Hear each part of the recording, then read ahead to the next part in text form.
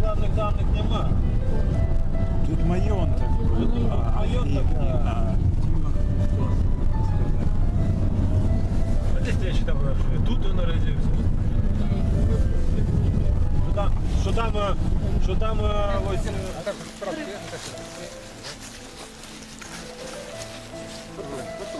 Церемониальные эти самые. Да. Это наша? Не-не-не. Да? Давайте, да. Это моя теща, Валентина Михайловна.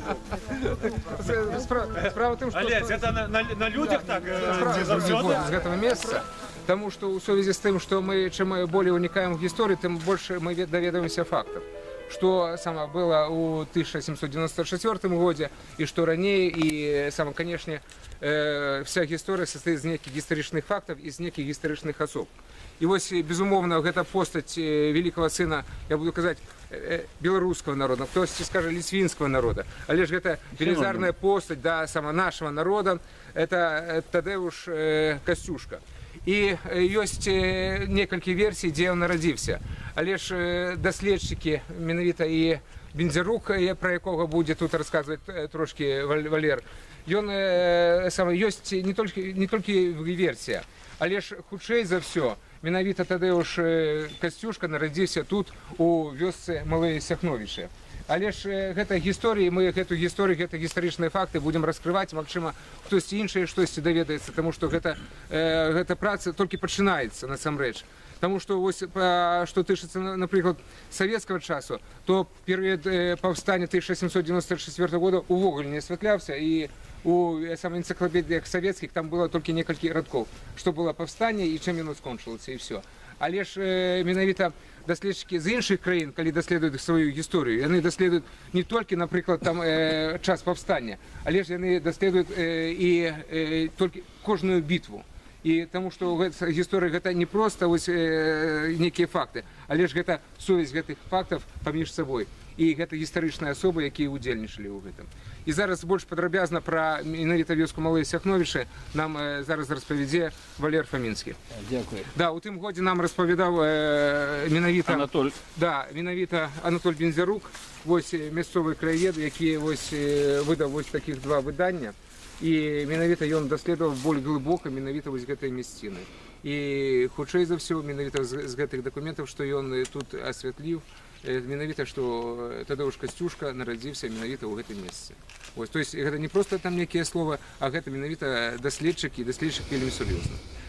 У нас шкада, што вось гэтай кнігі толькі ў адным экземпляре, але ж кніжкі вельмі цікавыя, і мы можам даваць, але ж каб толькі сам перадавалі друг другу.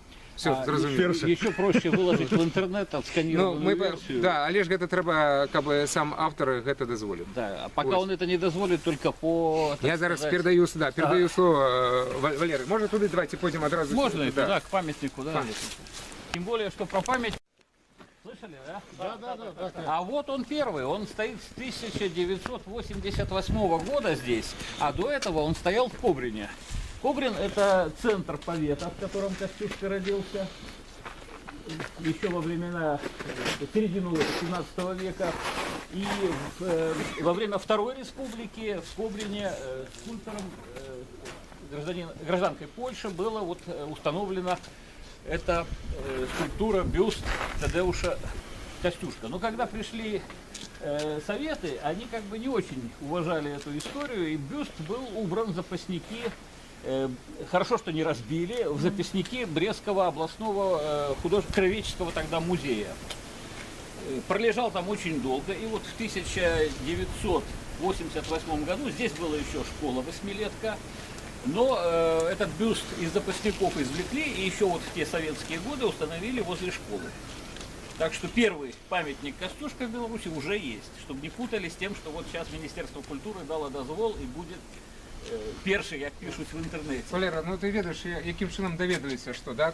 До якого года він простояв у Кобрине? В Кобрине до 50, по-моему... Да, 1953 года, да? Но это было связано с тем, что эта влада, яка пришла, она была неадукованная, да?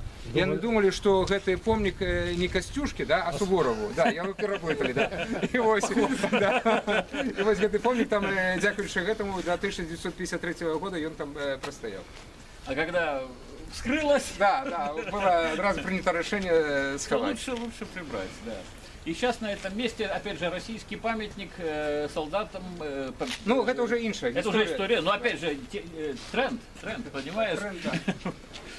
Вот, о том, что Костюшка родился 4 февраля 1000, опять же, какого года? Есть несколько версий. По одной из версий 1746, по другой 1745. И есть версия о том, что он родился 30 ноября.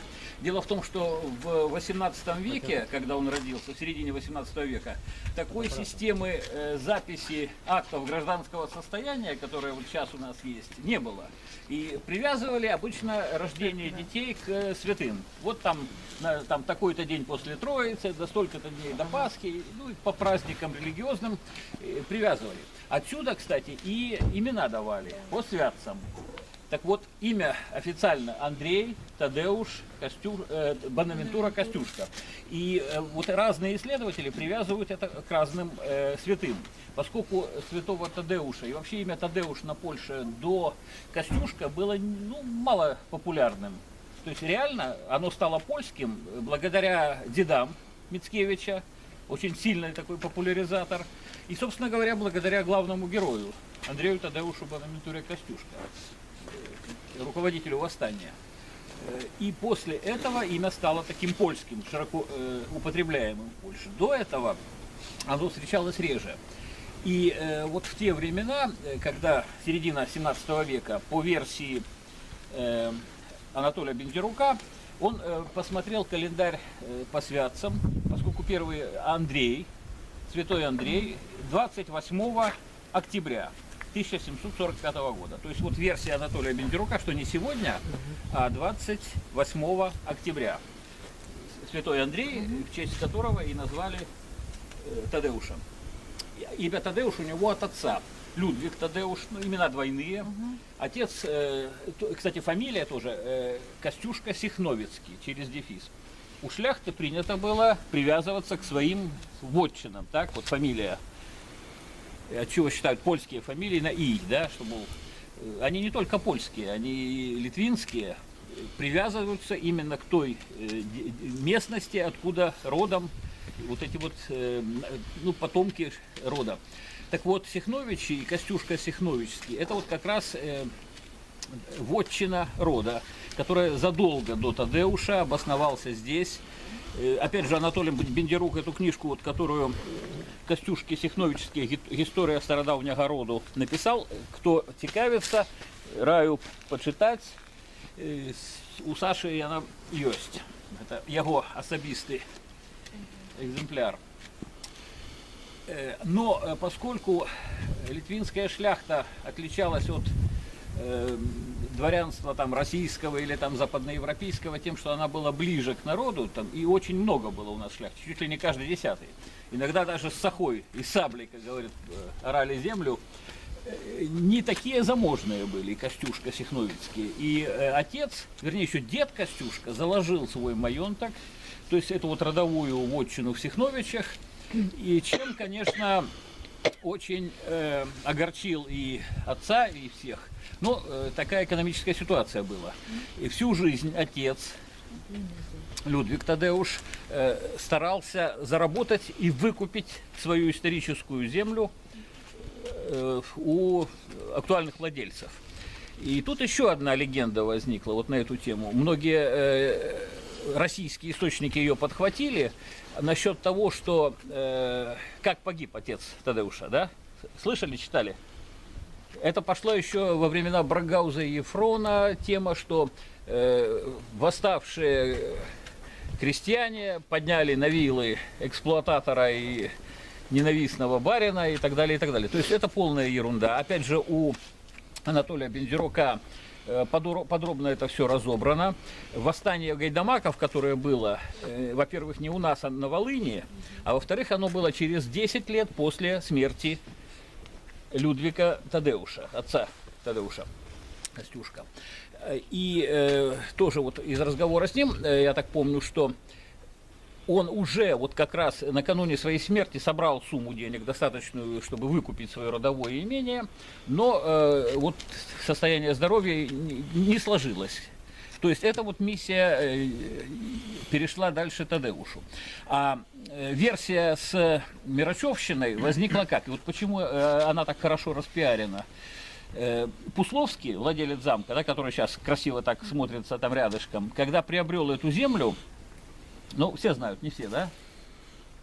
Земля была не такая престижная, в стороне от таких торговых путей. Естественно, купил он ее не так дорого, и любой владелец заинтересован в поднятии цены своей недвижимости. И одно из интересных совпадений, вот именно после покупки Пусловским этих земель, вдруг в костеле местном обнаружилась запись, которую, кстати, польские историки XIX века так и не приняли за чистой воды исторический архивный документ. То есть уже тогда у людей, которые были ближе к этому, были очень большие сомнения в достоверности этой записи. То есть запись-то ведь можно сделать и позже, и задним числом и так далее. И вот по версии Анатолия Бендзюрука действительно очень похоже, изучая опять же личность того же Пусловского, очень такого предприимчивого деятеля, который продавал оружие и Наполеону, и царю одновременно, в общем, делал деньги из ничего, и на всем он вполне реально мог поднять стоимость своей земли, поскольку, да, была запись реально о том, что этот фольварк арендовал Людвиг Тадеуш, отец Тадеуша, и действительно там, пока он зарабатывал на выкуп своего родового поместья в Сихновичах, там они какое-то время были. Но опять же, это не родовое гнездо, это не то, к чему стремился род Костюшка, вернуть свои земли. Поэтому и фамилия Тадеуш Костюшка Сихновицкий, которой он сам подписывался, она тоже в исторических документах фигурирует. Ну, что касается самого Тадеуша, я думаю, мы сильно... можно зайти в музей. Да, думаю, сейчас музей больше... Да, у нас еще впереди Крупчицы. И в Крупчице. Поэтому давайте быстренько в музей посмотрим.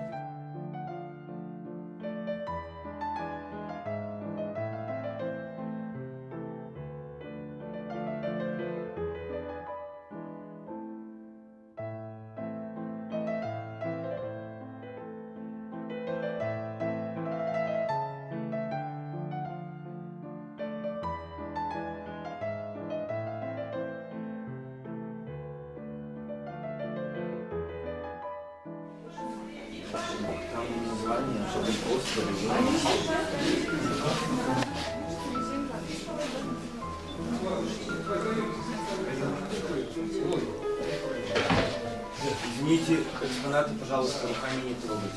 Не, мы не трогаем, я просто...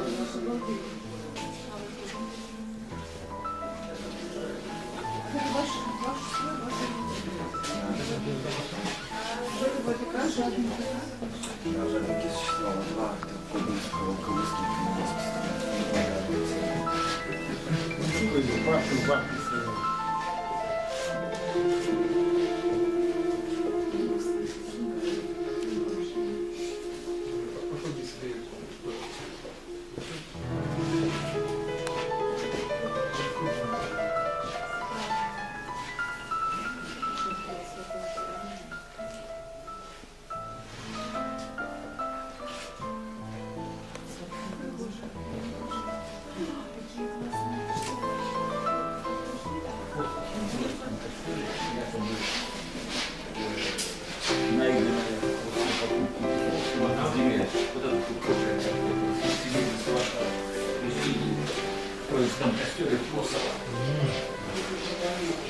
которая подвергались сомнению.